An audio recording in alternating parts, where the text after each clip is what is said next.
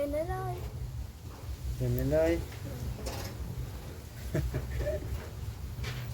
เป็นไรเจ้าเห็นดีอยู่ว่าพอเจ้าไปอยู่คนมาซะบ่เห็นดีครับสั่งว่าแท้พอไปอยู่คนว่าบ่เห็นดี น้องติ๊กเพิ่นก็ว่า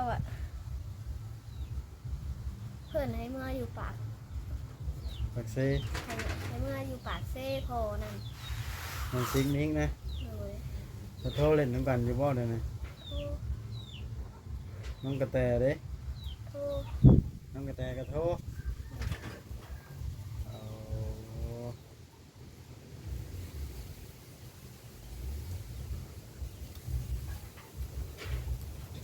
เพิ่นเมาเลยเพิ่นเมาแล้วเพิ่นหายไปเบิดนะ แต่อยู่นำให้เจ้าอันไหนที่เจ้าเห็นในคลิป เพิ่นลายไปเบิดนะ ก็จนสั่งบ่ตอนน่ะถ้าเราบ่อยากว้าวบ่ ไปอยากเฝ้าน้ำแรงเอาล่ะ ไอ้นั่นตุกพ่อเจ้าผันมั่งแห้งเนาะตะกี้เราอยู่กับแม่อันอยู่ใส่เกาะบ้านหยังก็ที่ว่าตอนนั้นเพิ่นแย่งกันกับเอื้อมดนะ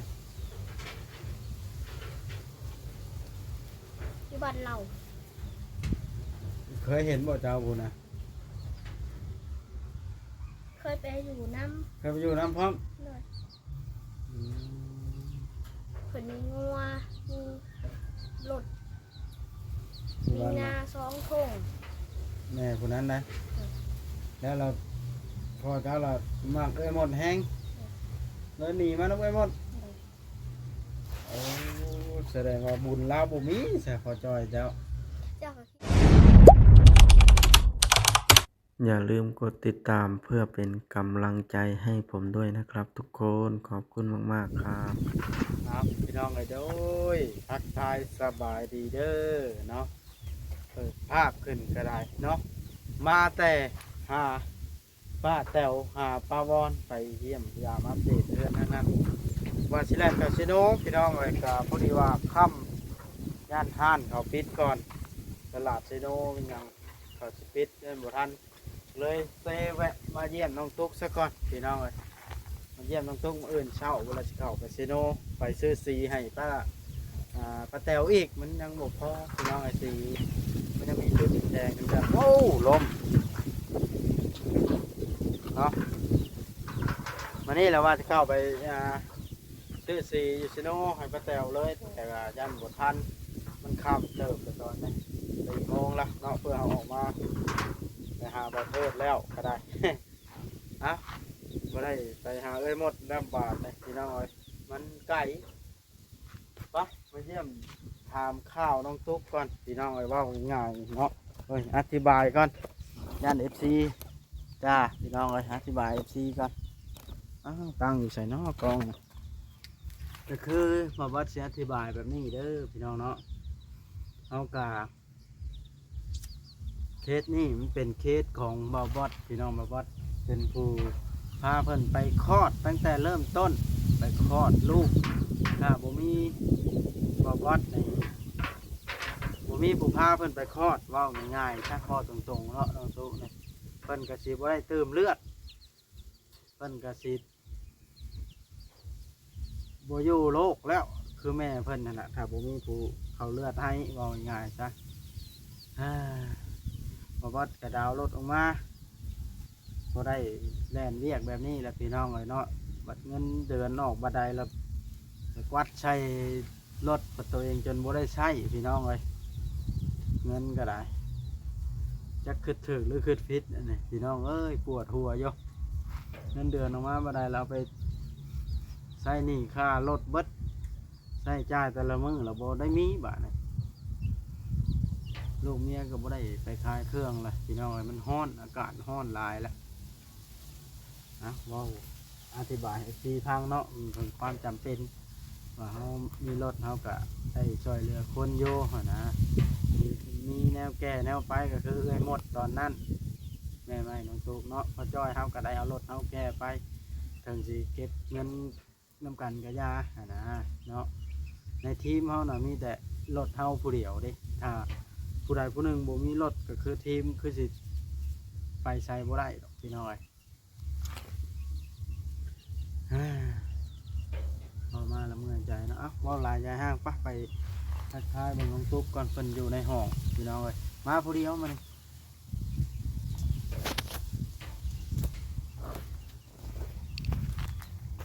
อยู่บ่เกยเดี๋ยวมาวัดขี่รถจักรมาจอดหั่นต่อมาก็เงียบเหงาพี่น้องเอ้ยน้องกระตุกกระติกเพิ่นอยู่ผู้เดียวบ่นะต่อมาเงียบเหงาขนาดพี่น้องครับน้องตุ๊กเพิ่นก็อยู่ผู้เดียวลงมาอยู่ห้องเพิ่นเลยอ้าวสบายดีน้องตุ๊กตัวไอ้บ่ได้เข้ามาเป็นเวลาหลายมื้อเนาะมันเปิดกู้ซาดตอนเจ้าขังไหนอันนี้มันปกหูเป็นอะไรคนน้อยนะให้บ่น่ะหรือว่าได นอน ฮะ นอน เป็นไรน้องกระตุกสำบายดีอยู่บ่ร่างกายคือชายหัวน่ะ อยากซีบ่เหนื่อย สีไม่เมื่อย เลย เป็นได้ยังมาจากสีไม่เมื่อยฮะ เมื่อย เจ้ากินพิษบ่หรือบ่มีแนวกิน อันโดมีแนวกิน อันนั้นบ่เมื่อยนะ เลย โอ้บ่มีแนวกินหันเนาะเมื่อยๆนะบ่แม่นเนาะกินพิษนะ เดี๋ยว เป็นได้คือว่าบ่มีแนวกินน้องตุ๊ก นะ บ่มีผู้ไปหาบ่หรือว่าใด เงินผัวยังบ่ได้ออก ผัวไปใช้ใช่มั้ยนี่ เปิดไปขึ้นอ้อย ไปคืนอ้อย เลย น้องตุ๊กนี่ผัวนั่นได้ไปหาเงินจนบ่ได้เงินจักเทื่อแท้ฮะ ได้มาคือได้เที่ยกะข้าวเดียกเวิร์ด เป็นได้จังหวะค่าเดียวเพิ่น มันสื่อหลายอย่าง เป็นยังหาทำงานได้มื้อละแสนมื้อละ50เพิ่นเนาะเพื่อสิไปโฮมได้เนาะ เลย เป็นแนวได้สักคนน้อยกินข้าวกินน้ำแล้วบ่ ยัง ยังบ่ได้ป้อนจ้ะ เลย แต่ว่าเพิ่นก็บ่ได้ให้บ่กินนมเจ้าเอง เลย นมเสริมบ่ได้กินเลย บอก เอาใครอยู่อิ่มอยู่บ่กินนมบ่ได้คนคือน้อยๆอย่างเจ้าค่ะลูกอิ่มอยู่บ่ ยิ้ม โอ้อ่า ดูดขางหนึ่งไหล แสดงว่าเก่งนะฮะอยู่เพื่อนก็ไผมานี่ คนเดียว อ้าวดูหญ้าเด้ กูยาหุ่นไปดอง โอ้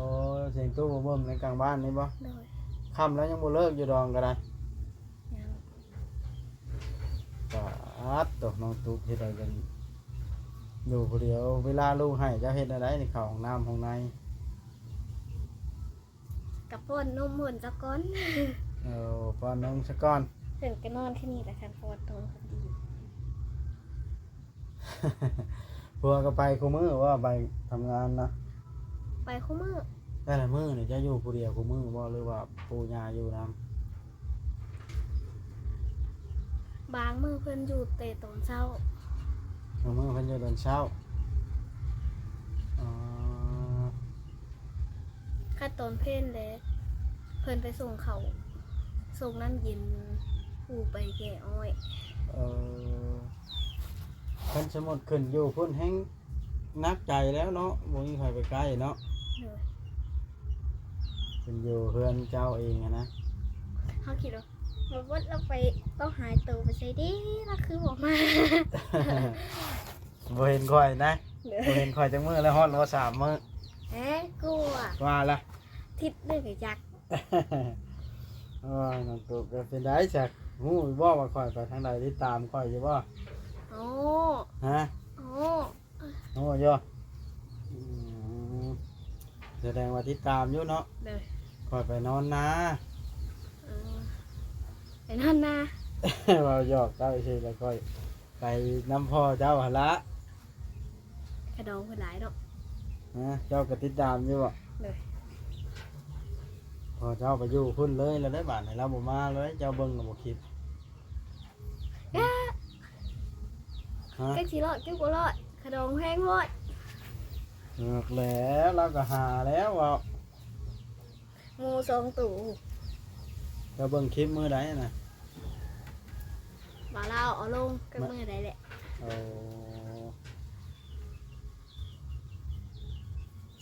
เราติดตามเบิ่งคลิปบ่ลาวนะบ่ กับคลิปบ่าวนี่ เบิ่งคลิปคอยแน่ เลย ลาวก็มานี่นะ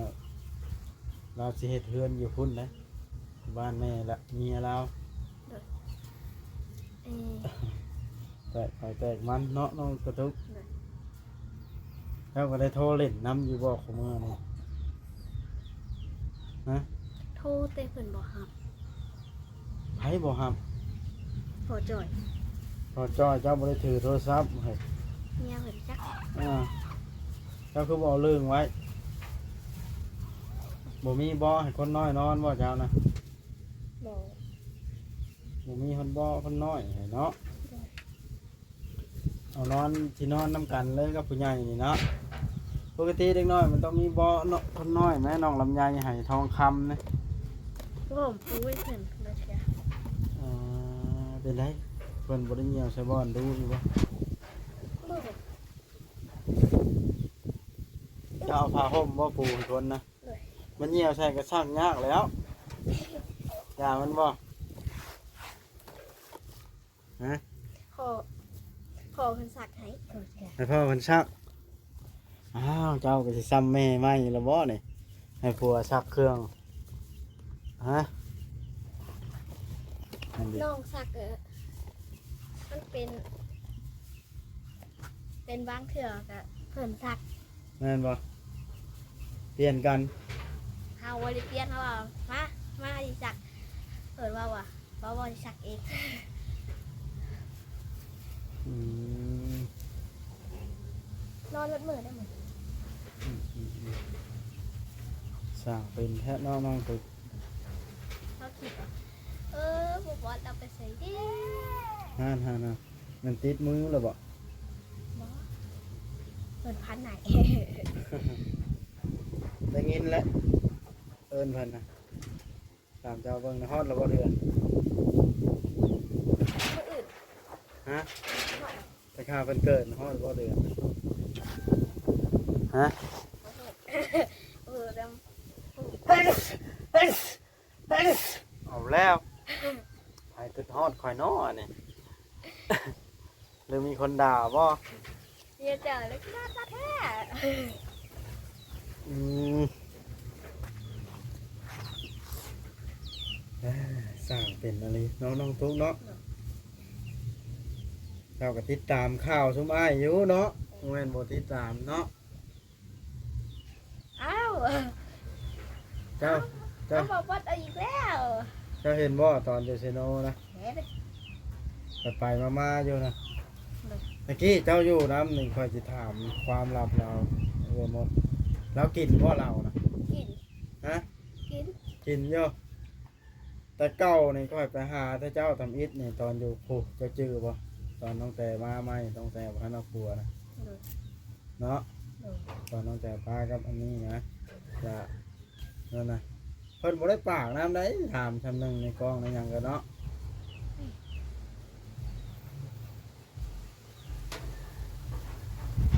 เมาเมื่อนี่เลยเนาะ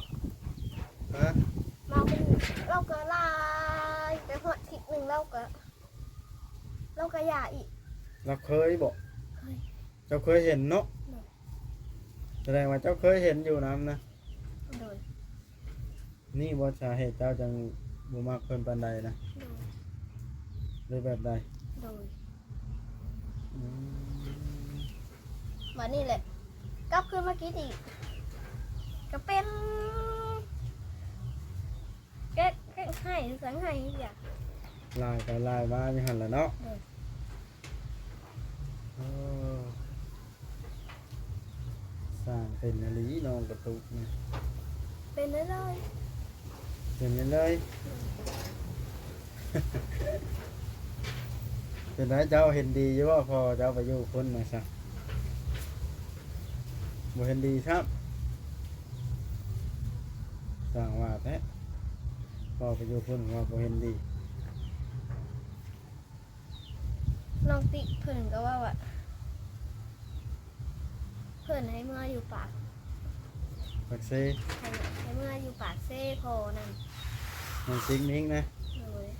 จะโทรเล่นน้ำกันอยู่บ่เดี๋ยวนี้ โทร น้องกระแตเด้ โทร น้องกระแตก็โทรเอา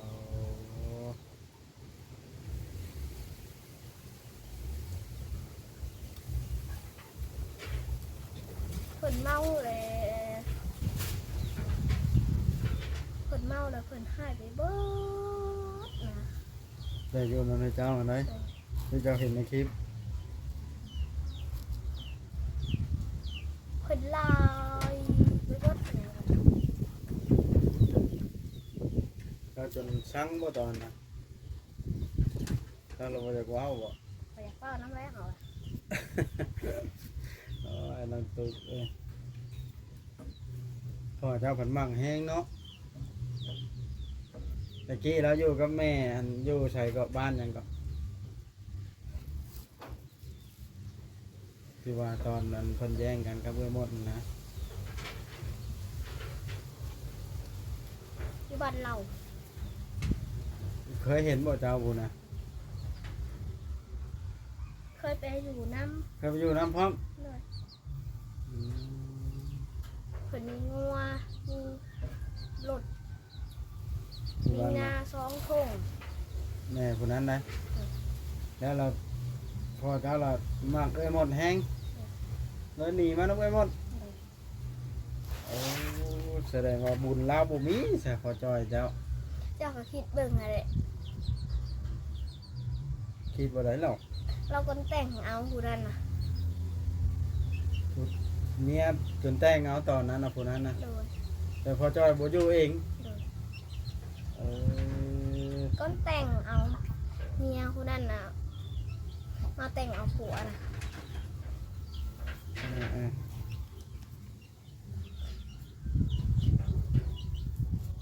ลูกน่ะ3 คนเมียผู้นั้นน่ะ 3 คน ใหญ่ใหญ่เอาผัวไปแล้วป้าไก่หน่อย ผัวเมียมาแล้วพอจอยเจ้าบัดเรื่องมาอยู่แล้วเว้ยหมดเนาะ ดู บุญแล้วบุญคาดสิทุกข์มาอยู่จังหน่อยแล้วก็ลูกนึงเขาก็กินเหล้าเมาแล้วเราก็หายแล้ว เห็นตอนนี้อีกเหรอเมา เวลาของมักเนาะพอจอยเลือกที่จะมัก เมาแล้วก็เมามาแล้วก็ลูก ฮะ ลูกถามเพิ่นว่าหมู่ตอนนั้นน่ะ ตอนทวินนะ โดด เจ้าถามมันนะ โดดหมู่เพิ่นว่า หมู่นั่นได้คือผู้หญิงบ่เจ้าอ่ะ เพิ่นตัดผมผู้บ่าวเด้ ถ้าผมมันชั้นคือว่านี่ โดยตอนน่ะ อันเอ้ยหมดอันใด โดย สร้างเว้ากระดอกเว้าไปทั่วเจ้าน่ะ เพิ่นตัดผมสั้น เฮ็ดทอมบ่ ๆเล่นนี่ เฮ็ดเว้าไปเพื่อที่ ผู้ชายเพิ่นว่าหมู่อะ นะ หมู่ว่ะเขาถามตอนนั้น สร้าง บาทนี่ เป็น บัดนี้เที่ยวมาเที่ยวมาเลยสู้กันกับน้องติ๊กก่อนไม่เห็นว่าหมู่ติ๊กผู้สาวแล้วบ่ แต่เราบ่ทันเลิกกันกับแม่อยู่บ้านเรานะบ่ โดย อ่าพ่อจ้อยเจ้านี่เป็นคนหลายใจเยลีของเราเด้ มีเมียอยู่ยังไปลิ้นกับเอ้ยหมดแล้วมันมักเอ้ยหมดให้โตนี้มันเอาไปหมดสั่งเป็นเนาะฮะอย่าล้างเล่าเรื่องเองชีวิตแล้วเนาะ โ ยะบ่ซาน้ำลาวซะเราไปอยู่พุ่นบ้านนะอยู่บ้านทุกบ้านนะปัดบ่จื้อก็บ่ได้ไปมื้อนี้ไกลได้ ว่าเด้อค่ะ ไปอยู่เมื่อวานในมื้อนี้บ่ได้ไปไกลแล้วมันทุกเอ้ยสิบอกให้เนาะบ่ ไก่ แม่น เอง ใกล้ๆฮะ ไก่ แล้วแต่เพิ่นเนาะแล้วก็น้องตุ๊กตื่นมาค่ำมานี่เจ้ากินหยังกับข้าว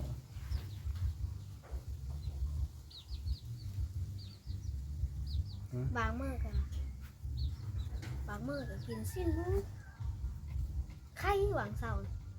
ไข่ไก่ เออตัวหาเงินมาได้ก็ซื้อสุกินเนาะ เนาะ เจ้าเฮ็ด กั เวีย บ กหยั ยาง นี่ ฮะ ยาเพิ่นไปซื้อสิ้นหมูมาไว้นั่นก็โลนึงเบิดละ อืมเจ้าเฮ็ดเวียกหยังแน่และได้นี่ ล้างถุงแล้วก็เอาน้ำเขาห้องน้ำแล้วก็ปัดเพื่อน อืมเจ้าต้องดูเฮ็ดเวียกช่วยเพิ่นเด้ออยู่เฮือนเป็นลูกไผ่เพิ่นอยู่เอาแต่ลูกบ่ได้เด้มุ้งลูกนั่นได้แล้วบ่มุ้งลูก ยัง บ่มีมุ้งกวบให้ลูกเวลาเจ้าไปอันนั้นนี่เด้ ยาเพิ่นเบิ่ง อ้าวเวลาเราบ่อยู่แบบนี้แล้วเราไปกับบ้านเมืองจะอยู่ผู้เดียวนี่ก็กลัวไว้ยุงครบเป็นบาทแต่แท้ไหนคนน้อยบาทแท้แต่แท้ไหนมองตู้เอ้ยเอา ไอ้สองตัวที่น่าฟังแล้ว พี่น้องเลยคลิปนี้ก็ได้ที่ได้จบคลิปซ้ำนี่แหละคลิปหน้าจังพบพ่อกันใหม่เด้อพี่น้องเด้อเนาะฮะสำหรับคลิปนี้ก็สิขออธิบายตัวนี้เนาะเข้ามานี่ก็พอได้มีเจตนาเข้ามาสร้างเรื่องวุ่นวายอย่างดอกเข้ามาเยี่ยมยามน้องตุ๊กนั่นแหละบางท่านผู้เพิ่นบ่จักเพิ่นก็ว่าน้องตุ๊กคลอดหรือยังเพิ่นว่าเพิ่นเม่นมาไปอยู่ไสมาวะ เด็กครับเพิ่นก็บ่เห็นเว้าหยอกเพิ่นนี่เนาะเพิ่นอยู่จักในคลิปนี่แหละได้ลูกแล้วพี่น้องเอ้ยได้ลูกก็ใหญ่ไปได้เป็นเดือนแล้วเนาะ เดือนหนึ่ง โอเคบาดนี้สบายดีน้อง ส ตุ๊ก บายดี